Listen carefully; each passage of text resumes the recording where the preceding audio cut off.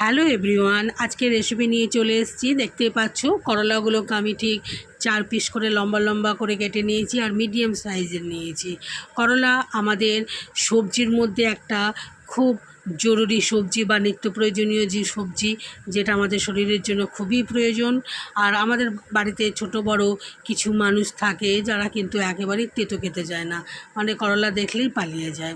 আমি রেসিপিটা চেষ্টা করছি তাদের জন্য যারা এই করলাকে একেবারেই পছন্দ করে না, তাদের জন্য। আর দেখতে পাচ্ছ কী কী আমি এখানে ব্যবহার করছি, এগুলো আমি স্ক্রিনে দিয়ে দিয়েছি।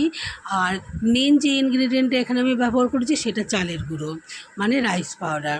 এই রাইস পাউডার দিয়ে এটাকে ভাজলে খুবই সুন্দর হবে আর খুব কড়কড়া হবে। আর কড়কড়া হলেই তেঁতোর ভাবটা অনেকটাই কেটে যাবে, তখন তেঁতোটা ঠিক তেঁতো মনে হবে না। আর রাইস পাউডার যেহেতু দিয়েছি তাই এটা কুরকুরের মতো দাঁতে দিলেই চিবিয়ে নিতে পারবে, অতটা তেঁতোও মনে হবে না।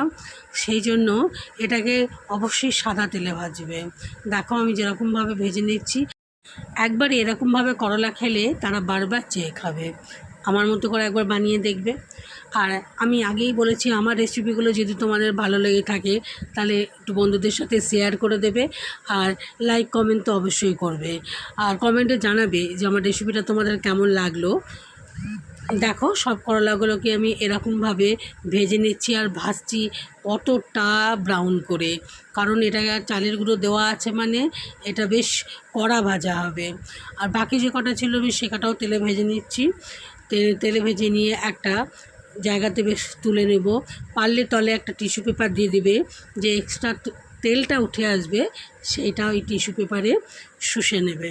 দেখো সবগুলো ভাজা হয়ে গিয়েছে। দেখতে যতটা ভালো লাগছে খেতে ততটাই ভালো হয়, তেতো একটুও থাকে না। ভালো লাগলে লাইক কমেন্ট শেয়ার করে পাশে থেকো। আবারও আসবো আরও একটা দুর্দান্ত স্বাদের রেসিপি নিয়ে। টাটা।